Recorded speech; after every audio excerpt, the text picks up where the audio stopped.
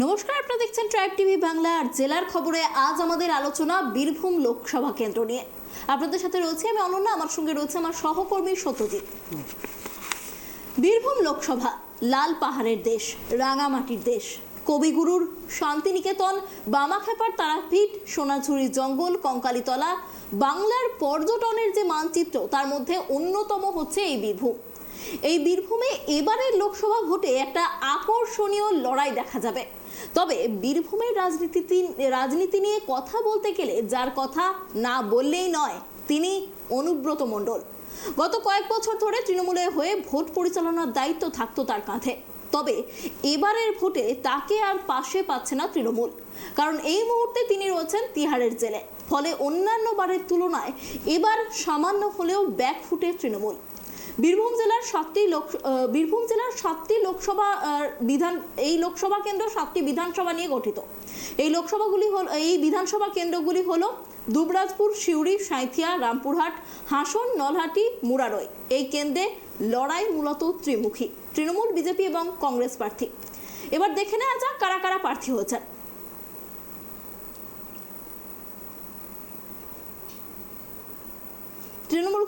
বিজেপির প্রার্থী হচ্ছেন ডক্টর দেবাশিস ধর এবং তৃণমূল কংগ্রেস থেকে প্রার্থী করা হয়েছে 3 বারের সাংসদ শতাব্দী রায়কে।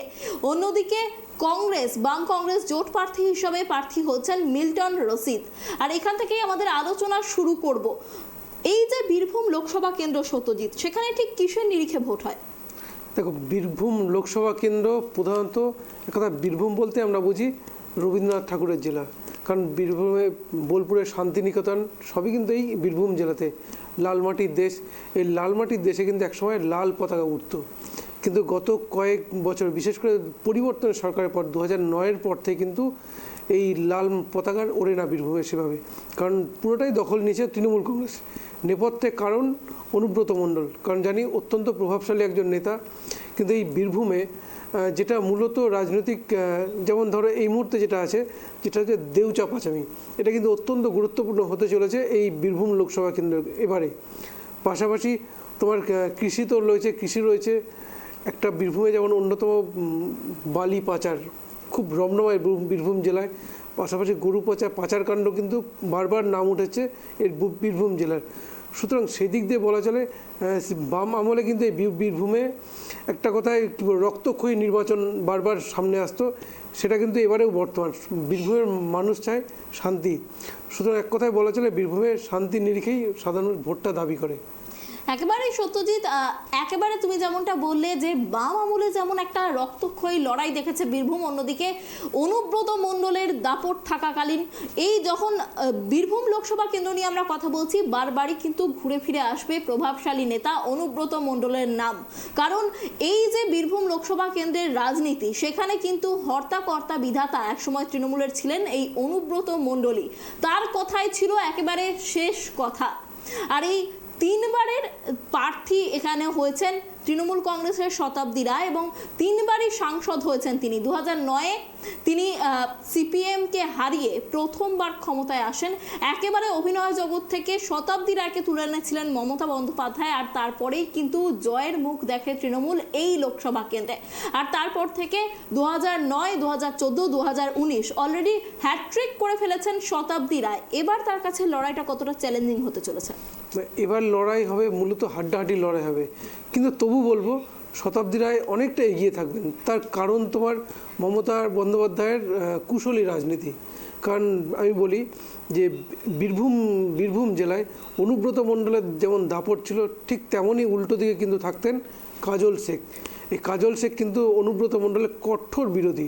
তুমি জানো এই অনুব্রত ইডির হাতে গ্রেপ্তার হওয়ার পরই কিন্তু কাজল শেখের অনুগামী এবং অনুব্রত মণ্ডলের অনুগামীদের মধ্যে বিবাদ তৈরি হয়েছিল, যার ফলে কিন্তু মুখ্যমন্ত্রী কাজল শেখকে তুলে নিয়ে আসেন, যিনি আড়ালে ছিলেন গত কয়েক বছর থেকে। এক কথায় বলা তৃণমূলের আড়ালেই ছিলেন। তো তাকে সামনে নিয়ে আসেন মুখ্যমন্ত্রী। সামনে নিয়ে যেটা সম্ভব হয়েছে সেটা হচ্ছে দুই গোষ্ঠী, যে গোষ্ঠী কোন্দল যেটা মাথাচাড়া দিত, সেটা কিন্তু তিনি থামাতে পেরেছেন। তো স্বাভাবিকভাবেই এটা একটা তৃণমূলের কাছে অত্যন্ত মাস্টার স্ট্রোক, যার ফলে দেখো এই মুহূর্তে তৃণমূলকে লড়াই করতে হচ্ছে মূলত বিজেপির বিরুদ্ধে। গোষ্ঠী কোন্দল কিন্তু সেভাবে আর বীরভূমে নেই। কাজল শেখও জেলা পরিষদ থেকে পাশ করে জেলা পরিষদের একজন বড় দায়িত্বে রয়েছেন। পাশাপাশি বীরভূম জেলার রাজনীতি কিন্তু একদিকে অনুব্রতকে জেলা সভাপতি রেখেছেন, পাশাপাশি কাজল শেখের গুরুত্ব কিন্তু বাড়িয়েছেন। উল্টো দিকে দেখো, অনুব্রত মণ্ডল যাদের নিয়ে রাজনীতিটা করতেন বীরভূমে, তারাও কিন্তু নিজের পদে কিন্তু বহাল রয়েছেন। তো স্বাভাবিকভাবেই এটা কিন্তু মুখ্যমন্ত্রী খুব একটা কুশলী চাল বলা চলে, যার ফলে কিন্তু তৃণমূল বীরভূমে ভালো অবস্থায় রয়েছে। পাশাপাশি বীরভূমে আরেকটা জিনিস, যেটা সংখ্যালঘু ভোট কিন্তু প্রচুর পরিমাণে রয়েছে, যারা কিন্তু তৃণমূলের পক্ষেই থাকে। তো সেদিক দিয়ে বীরভূমে যথেষ্ট ভালো অবস্থায় রয়েছে তৃণমূল কংগ্রেস। একেবারে 35% সংখ্যালঘু ভোট রয়েছে এই কেন্দ্রে, এবং সেই সংখ্যালঘু ভোটটা আমরা বরাবরই দেখে আসছি যে তৃণমূল কংগ্রেসের পক্ষে যায়। কিন্তু একটা বিষয় এখানে তুলে ধরার চেষ্টা করব যে অনুব্রতহীন লোকসভা ভোট হচ্ছে এই প্রথম, আমরা বলতে পারি। সেই অনুব্রত মণ্ডল, যিনি কিন্তু বললাম না যেটা দলের হর্তাকর্তা বিধাতা ছিলেন, এবং দলের সর্বস্তরের কর্মী সমর্থকদের সঙ্গে তার কিন্তু একেবারে প্রত্যক্ষ কন্ট্রোল ছিল, আমরা বলতে পারি। সংগঠনটা সম্পূর্ণ তিনি দেখতেন। শতাব্দী রায় হয়তো বারবার লোকসভায় প্রার্থী হয়েছেন, কিন্তু এই যে মাস্টার প্ল্যানার এই বীরভূম লোকসভা কেন্দ্রের, সেটা আমরা বলতে পারি যে অনুব্রত মণ্ডল তিনি ছিলেন। আর এই অনুব্রতহীন বীরভূমে এবার শতাব্দী রায় লড়াই করতে যাচ্ছেন। সেখানে গত 3বারের সাংসদ শতাব্দী রায় কিন্তু গত 3বার অনুব্রত মণ্ডলকে পাশে পেয়েছেন তিনি। তাহলে এবার অনুব্রত থাকছেন না, তারপরেও শতাব্দীর ওপরেই ভরসা রাখছে দল। কেন বারবার শতাব্দী? কেন প্রার্থী দল কাকে প্রার্থী করে সেটা তো দলের ব্যাপার, কিন্তু যেটা বললে যে অনুব্রতহীন তৃণমূলের এবারে অন্তত খুব একটা সমস্যায় ফেলবে না।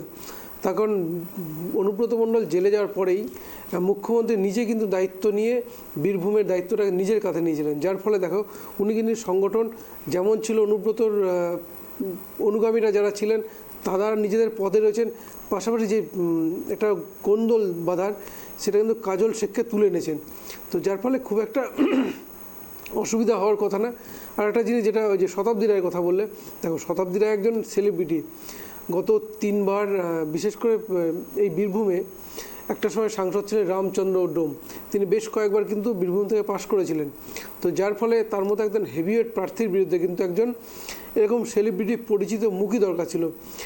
তার কারণ বীরভূমে কিন্তু সেভাবে তৃণমূলে তখনও অনুব্রত মণ্ডল হয়ে ওঠেননি 2009 সালে। তো যার ফলে মুখ্যমন্ত্রী কিন্তু সেলিব্রিটির ওপরেই ভরসা করেছিলেন। শতাব্দী রায় প্রথমবার দেখি লাল মাটি, বিশেষ লাল পতাকার দেশে কিন্তু তৃণমূলের পতাকা উড়াতে সক্ষম হয়েছিলেন। তো যার ফলে তিনি কিন্তু প্রথম বীরভূমে, এই কিন্তু তৃণমূলের প্রথম জয়। তারপর থেকে দেখো শতাব্দী রায়ও কিন্তু মাটি কামড়ে পড়ে রয়েছেন। গত 3বারের সাংসদ, তিনি বিভিন্ন রকম কাজ করেছেন, কারণ 3 বছর 15 বছরটা নেহাত কম নয়। তো যার ফলে আর বীরভূমটা খুব ভালো হাতের তালুর মতো চেনেন 15 বছরের সাংসদ যেহেতু। তো স্বাভাবিকভাবেই আর নতুন মুখ নিয়ে এসে দলের মধ্যে বিবাদ সৃষ্টি হওয়ার সম্ভাবনা ছিল, যার ফলে পুরনো মুখেই ভরসা করেছেন মুখ্যমন্ত্রী। একেবারেই পুরনো মুখেই ভরসা রেখেছেন মুখ্যমন্ত্রী মমতা বন্দ্যোপাধ্যায়। শতাব্দী রায় তিনি ফের আবার প্রার্থী হয়েছেন, চতুর্থবারে তিনি সাংসদ হতে পারেন কিনা সেটা অবশ্যই দেখার বিষয়। তবে অনুব্রত মণ্ডল তিহারে রয়েছেন বলে কিন্তু প্রচারে কোনো কমতি নেই। শতাব্দী রায়ের প্রচারের ছবিটা একবার দেখবো।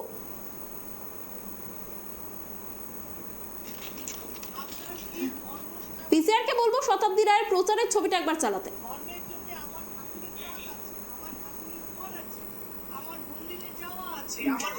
ধর্মের উপর ভোট দেবেন না, এটা আমার যাকে আপনি ভোট দিন সেটা ধর্ম হিসেবে নয়, কর্ম হিসেবে দিন। আপনার লোক আপনার কাছে কাজ করছে কিনা, আপনার কি ধর্ম সেটা ভেবে তো না। ধর্মের জন্য মন্দির আছে, ধর্মের জন্য আমার ঠাকুরের তাক আছে, আমার ঠাকুরের ঘর আছে, আমার মন্দিরে যাওয়া আছে, আমার পুজো আছে, আমার উপোস আছে। আমি কোন দেবতাকে বিশ্বাস করি, কোন দেবতার ভরসা করি, কোন দেবতাকে পুজো করি সেটা আমার নিজস্ব। আমি জন্মগত পেয়েছি, আমার বাবা ঠাকুর দাদা যে পুজো করতো আমি সেটা পেয়েছি, কিন্তু সেই ঠাকুরকে আপনি তো যেমনটা শতাব্দী রায় বললেন, ধর্ম নিয়ে ভোট দেবেন না। অর্থাৎ এই কেন্দ্রে যে সংখ্যালঘু ভোট রয়েছে 35%, সেই প্রেক্ষাপটে দাঁড়িয়ে শতাব্দী রায়ের এই মন্তব্য কিন্তু অত্যন্ত তাৎপর্যপূর্ণ। কারণ বিজেপি কিন্তু বারবার একটা ধর্মকে সামনে রেখে ভোট দেওয়ার একটা অভিযোগ কিন্তু বারবার বিজেপির দিকে সামনে আসে। এই কেন্দ্র থেকে বিজেপির যিনি প্রার্থী হয়েছেন দেবাশিস ধর, তিনি একেবারেই রাজনীতির নতুন মুখ। আইপিএস তিনি ছিলেন এবং যেমনটা জানা যাচ্ছে যে তিনি সদ্য তার চাকরিতে ইস্তফা দিয়ে এই প্রার্থী হয়েছেন বীরভূম লোকসভা কেন্দ্র থেকে। এই দেবাশিস ধর একেবারেই রাজনীতিতে নতুন মুখ, পাশাপাশি বিতর্কিতও বটে আমরা বলতে পারি, কারণ শীতলকুচি কাণ্ডের সময় তিনি সেখানকার পুলিশ সুপার ছিলেন। আর এই শীতলকুচি কাণ্ড কিন্তু বাংলার রাজ্য রাজনীতিতে যথেষ্ট ঝড় তুলেছিল। সেখানে 3 বারের সাংসদ শতাব্দী রায়ের বিপক্ষে লড়াই করতে চলেছেন তিনি কতটা লড়াই দিতে পারবেন? দেখো, যেহেতু লোকসভা নির্বাচন, তো স্বাভাবিকভাবেই লড়াইটা হাড্ডাহাড্ডি হতে চলেছে। আর দেবাশিস ধর 2021 সালের বিধানসভা নির্বাচনে তিনি কিন্তু কোচবিহার জেলার পুলিশ সুপার ছিলেন। তো সেই সময় শীতলকুচি বিধানসভা কেন্দ্রে যেটা ঘটেছিল, সেই ঘটনা কিন্তু দেবাশিস ধরের যে বয়ান, সেটা কিন্তু সামনে এসেছিল, মানে বাংলা এক কথায় বলা চলে বিস্ফোরণ ঘটেছিল সেই সময়। যার ফলে দেখো, রাজ্য সরকারের তরফ থেকে বেশ কিছু পদক্ষেপ নেওয়া হয়েছিল, তদন্ত হয়েছিল। তো সেই দেবাশিস ধর হঠাৎ করেই নিজের চাকরি থেকে ইস্তফা দিয়ে রাজনীতির ময়দানে এসেছেন। তো একটা কথা বলবো, তো এই দেবাশিস ধর তিনি একেবারে নতুন মুখ, কিন্তু তিনি কিন্তু মানে রাজ্য সরকারের যে শাসক দল, তাদের একজন বিপরীতমুখী মানসিকতার মানুষ। কারণ শীতলকুচি কাণ্ডে তার যে বয়ান, সেটা কিন্তু বাংলায় বিস্ফোরণ করে, সেটা কিন্তু সরাসরি রাজ্য সরকারের বিরুদ্ধেই যায় তার মতামত। তো যার ফলে সেই দেবাশিস ধরের বিরুদ্ধে তদন্ত হয়েছিল। তিনি এবারে প্রার্থী, এবার তিনি কতটা লড়াই দিতে পারবেন তার কারণ দেখো, বীরভূমের তৃণমূলের সংগঠন অত্যন্ত মজবুত সংগঠন।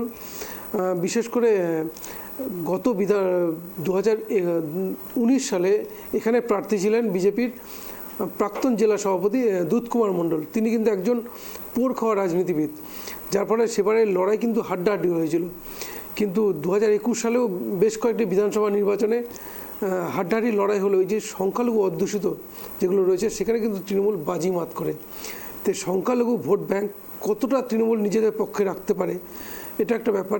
তার কারণ দেখো, বকটুই কাণ্ড কিন্তু ঘটেছিল। এই বকটুই কাণ্ড নিয়ে কিন্তু বাংলায় কিন্তু গোটা বাংলা কিন্তু তোলপাড় হয়ে গেছিল। কারণ আমরা জানি বকটুই যে ঘটনাটা ঘটেছিল, যার ফলে বেশ কয়েকজন সংখ্যালঘু মানুষ কিন্তু মারা গিয়েছিলেন আগুনে পুড়ে। অভিযোগের তীর কিন্তু উঠেছিল এই অনুব্রত অনুগামীদের বিরুদ্ধে। তো যার ফলে সংখ্যালঘু ভোট কতটা তৃণমূলের পক্ষে ফাটল ধরবে, এটা কিন্তু ব্যাপার। পাশাপাশি এই যে দেবাশিস ধর, তিনি বিজেপিকে সঙ্গে নিয়ে কতটা লড়াই দিতে পারবেন, সংখ্যালঘু ভোটে কতটা থাবা বসাতে পারবেন, পাশাপাশি পুলিশ প্রশাসন লেভেলে তার নিজেরই বা কতটা নিয়ন্ত্রণ রয়েছে, তিনি কতটা টান নিতে পারবেন, এটা কিন্তু একটা ফ্যাক্টর হতে চলেছে। এই যে দেবাশিস ধর, বিজেপি প্রার্থী দেবাশিস ধর, তিনি প্রচারে বেরিয়ে কি জানাচ্ছেন একবার শোনাবো। দেখুন, যে কোনো শুভ কাজ শুরু করতে গেলে নিজেকে আগে আত্মসমর্পণ করতে হয়। যতক্ষণ না আপনি নিজে পুরোপুরি আত্মসমর্পণ করছেন, ততক্ষণ আপনি কোনো ভালো কাজ করতে পারবেন না। ফলে আজকের যে আমার শুধু যে যাত্রা, আমি এটা ভেবে করছি না, আমার যাত্রা সুদীর্ঘ যাত্রা হবে বীরভূমের মাটিতে দাঁড়িয়ে, যাতে আমি দীর্ঘ বছর ধরে মানুষের সেবা করতে পারি। এই জন্য বাবার কাছে আশীর্বাদ দিয়ে গেলাম। আর আরেকটা জিনিস, বীরভূমের আমি দুবরাজপুরবাসীর জন্য এটাই বলতে চাই যে যদি আপনারা দেশের উন্নতি, দেশ হচ্ছে মা, দেশের উন্নতি চান, তাহলে মাননীয় প্রধানমন্ত্রী শ্রী নরেন্দ্র মোদীজি যে জায়গায় দেশকে নিয়ে যাচ্ছে, এই ধারা যদি অব্যাহত রাখতে হয় এবং দেশের সার্বভৌমত্ব এবং শান্তি শৃঙ্খলা বজায় রাখতে হয়, উনি যেভাবে পথ দেখিয়েছেন এবং আগামী দিনে যে সংকল্প নিয়ে উনি আগামী 50 বছরের রূপরেখা তৈরি করে দিয়ে গেছেন, সেটার সাথে আপনারা সামিল হন। আর যে মানুষ এই যে বিভিন্ন কারাপশন এবং দারিদ্র্যে জর্জরিত, সেখান থেকে উনি ধীরে ধীরে দেশকে এমন জায়গায় নিয়ে যাচ্ছেন, দুর্নীতিমুক্ত ভারত এবং দারিদ্র্যমুক্ত ভারত। উনি একটা কথা বলেছেন যে কেউ যেন রাত্রেবেলা কোনোদিন না খেয়ে ঘুমোতে যায়, এই উদ্দেশ্য। এবং আমরা চাই যে অ্যাডভান্সড, মানে আমাদের ভারতবর্ষ যেন একটা উন্নত দেশের তকমায় খুব শিগগিরই চলে যায়।